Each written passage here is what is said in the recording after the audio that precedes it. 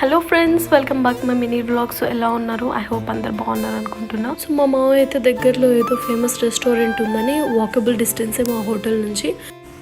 వెళ్ళేదారిలో మా మామయ్య అయితే గాంధీజీ చదివిన స్కూల్ చూపించాడు. ఓ మై గాడ్, ఎంత సింపుల్గా చూసాను ఏంటి అనుకున్నా. స్పెసిఫిక్గా చూడాలని వెళ్ళలేదు, వెళ్ళేదారిలో ఉంటే జస్ట్ క్యాప్చర్ చేశాను.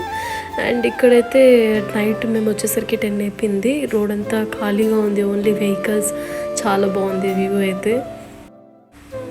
ఒకవేళ మీరు నా వీడియో ఫస్ట్ టైం చూస్తున్నట్టయితే డోంట్ ఫర్గెట్ సబ్స్క్రైబ్. సో అలా వాక్ చేసుకుంటూ అయితే వచ్చేస్తాం రెస్టారెంట్ దగ్గరికి.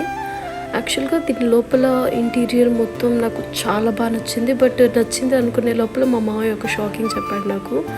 ఏమంటే ఇక్కడ ఓన్లీ రాజ్కోట్ మొత్తంలో ఇది ఒక్కటే అంట నాన్ వెజ్ రెస్టారెంట్స్, బయట ఎక్కడ ఉండదంట. ఇది కూడా గుజరాతీన్స్ అందరు కలిపి ఎత్తేయడానికి ట్రై చేస్తున్నారంట. నేనైతే మై గాడ్ షాక్ అయిపోయాను. ఇతను వచ్చి కల్పేష్, మా మామయ్య పెద్ద కొడుకు. సో మాట్లాడుతూ ఉండగా ఫుడ్ అయితే వచ్చేసింది. బట్ మై బ్యాడ్ లక్ ఏమంటే ఈరోజు సాటర్డే నేను నాన్ వెజ్ తిన్నాను. నేను తిని 1 వీక్ అయింది. ప్లస్ ఈరోజు సాటర్డే తిన్నామనుకున్నా తినలేను. బట్ ఇక్కడ ఒక పంది బాగా తింటుంది. ఎంజాయ్.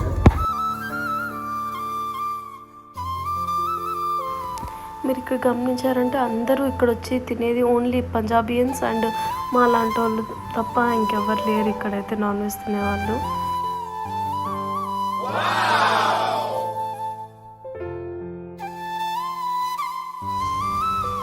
సో అలా డిన్నర్ అయితే అయిపోయింది మామయ్యతో.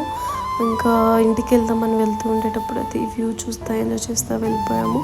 Thank you for watching. Bye.